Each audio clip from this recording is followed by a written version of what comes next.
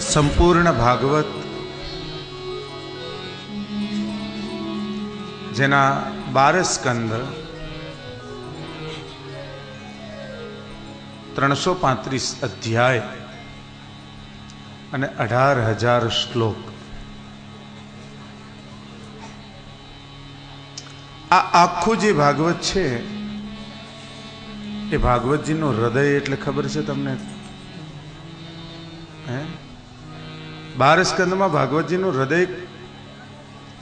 કોને કહેવાય? 10મ સ્કંદને. સાચો જવાબ, બરાબર ને? આજે પરીક્ષા નહીં કરવું, કેમ કે આપણે જાનમાં જવાનું છે ને, કે માંડવે રહેવાનું? બોલો, જાનમાં જવાના તો પછી માંડવે કથા કોણ સાંભળશે? આપણે છે ને માંડવે કથા સાંભળવાની, પછી જાન આવે એટલે જાનમાં જોડાઈ જવાનું અને પાછા માંડવે બેસી જવાનું, બરાબર?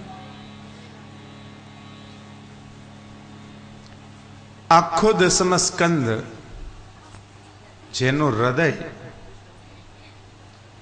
એટલે રાસ પંચાધ્યાયી, સંપૂર્ણ ભાગવતનું હૃદય એટલે 10મ સ્કંદ. 10મ સ્કંદ એનું હૃદય એટલે રાસ પંચાધ્યાયી, અને રાસ પંચાધ્યાયી એનું પણ હૃદય એટલે ગોપી ગીત. સ્તુતિ અને ગીત આ બેમાં થોડો ફરક.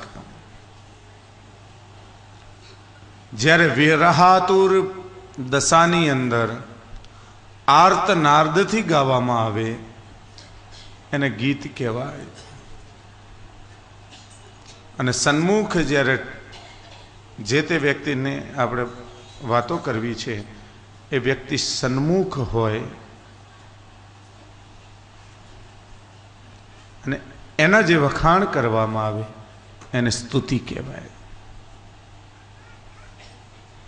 ભગવાન સામે હોય અને ભગવાનના માટે જે આપણે વખાણ કરતા હોઈએ, કે ભગવાનની જે વાતો કરતા હોય, ભગવાનને કહેતા હોઈએ, એને સ્તુતિ કહેવાય. પણ ભગવાન નથી તે ભગવાન કઈ રીતે પ્રગટ થાય? ભગવાનના માટે આપણે શું કરી શકીએ? ભગવાનને કેવી રીતે રીઝવી શકીએ? આજે બધી વાતો થતી હોય કે ભગવાનના માટે જે થતું હોય એને પ્રાપ્ત કરવા કંઈક જે ગવાતું ગીત હોય એને ગીત કહેવાય. આજે સ્વરની અંદર ગોપીઓએ ગીત ગાયું છે, ભગવાનને પ્રાપ્ત કરવા માટેની યાચના કરી છે. અને પછી જ્યારે ભગવાન પ્રગટ થયા અને પછી જે મહારાસ થયો એનો આનંદ અનેરો છે. પૂર્વમાં તો જ્યારે ભગવાન મળ્યા છે ત્યારે અભિમાન છે, પણ ભગવાન એટલા માટે અંતર્ધ્યાન થયા કે જો ભગવાન અંતર્ધ્યાન ન થાય તો આ અભિમાન ક્યાં સુધી પહોંચે.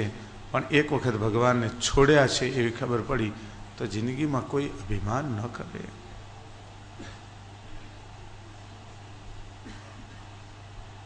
છ મહિના સુધીનો રાસ થયો છે. 6 મહિના સુધી સૂર્ય ઉગ્યો નથી, ચંદ્ર આથમ્યો નથી. એવી તે માયાવી આજની આ રાત છે, અને માયાની એક કૃપા છે. ભગવાનના સાથેના રાસનો આનંદ આનંદ આનંદ અનેરો આનંદ બન્યો છે. એક સમયની વાત છે, પ્રાતઃકાળનો સમય છે અને નંદ બાબા વહેલી સવારે, હજી સમયનું ભાન રહ્યું નથી, અને વહેલી સવારે નંદ બાબા યમુનાના ધરામાં સ્નાન કરવા માટે ઉતર્યા છે. અને કાળ એવો હતો કે જે કાળે ખરેખર અમુક સમય છે કે તીર્થની અંદર સ્નાન કરવાનો હોય તો રાત્રિનો સંધ્યા વીતી જાય, સંધ્યા આરતી થઈ જાય ત્યારથી લઈ અને સવારનું બ્રહ્મ મુહૂર્ત ન થાય ત્યાં સુધી તીર્થની અંદર વરુણના દૂતો ફરતા હોય એ સમયે સ્નાન કરવા ન જવાય. નંદ બાવાને એમ થયું કે બ્રહ્મ મુહૂર્ત થયું છે અને હજી તો બ્રહ્મ મુહૂર્ત થયું નથી ને નંદ બાવાએ તીર્થમાં સ્નાન કરવા માટે પ્રવેશ કર્યો યમુનામાં. અને એ સમયે વરુણના દૂતો ત્યાં ફરતા હતા. નંદ બાવાને ખેંચી ગયા છે વરુણ લોકમાં. ભગવાનને ખબર પડી કે વરુણ લોકની અંદર વરુણના દૂતો બધા નંદ બાવાને લઈ ગયા છે. ભગવાને યમુના નવધારામાં પ્રવેશ કર્યો, વરુણ લોકમાં ગયા અને વરુણ લોકમાં પ્રભુ પધાર્યા. ત્યારે પ્રભુનું સ્વાગત વરુણ દેવે કર્યું. ઓહો પ્રભુ, આપને કષ્ટ લેવું પડ્યું, આપ પધાર્યા, મારું આંગણું પાવન થયું, પણ પ્રભુ આપ પધાર્યા કેમ? આપને શા માટે કષ્ટ લેવું પડ્યું? આવી જ્યાં વાતો કરી છે ત્યારે ભગવાને એમ કહ્યું કે આ બાવા છે મારા બાવા છે, નંદ બાવા. અને નંદ બાવા જોઈ રહ્યા છે કે ઓહો આ અમારો કનૈયો, જેને અમે કનૈયો કહીએ છીએ, કાનુડો કહીએ છીએ, એ તો વૈકુંઠનો નાથ છે.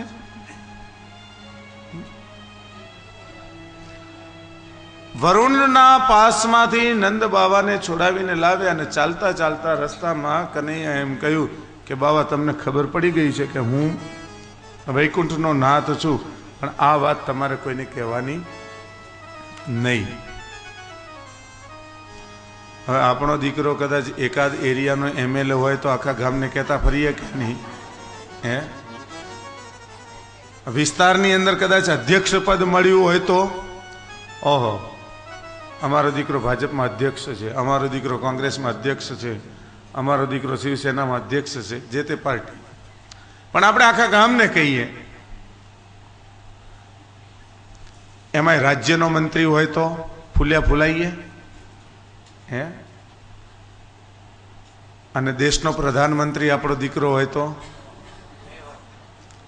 કીધા વગર રહી શકીએ ખરા? હવે જેનો દીકરો આખા વર્લ્ડનો, દુનિયાનો માલિક હોય એ છાનું કેમ રાખી શકે?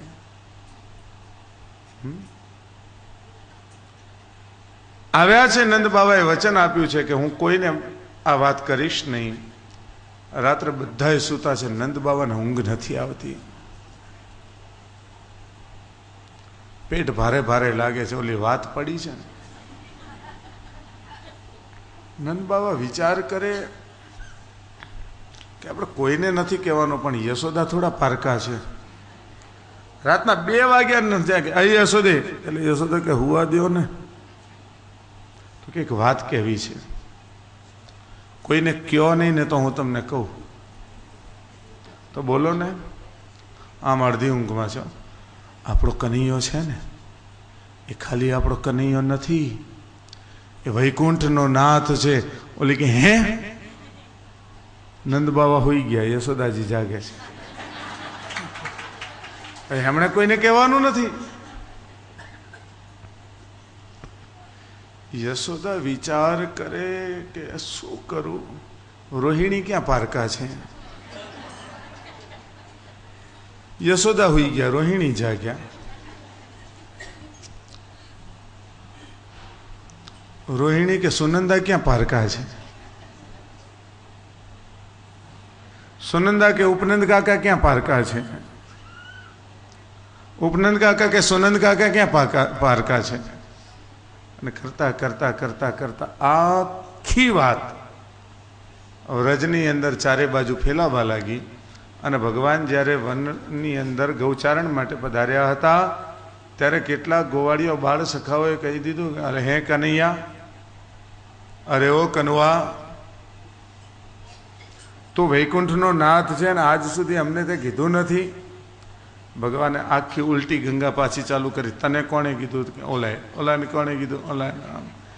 સુનંદા, રોહિણી અને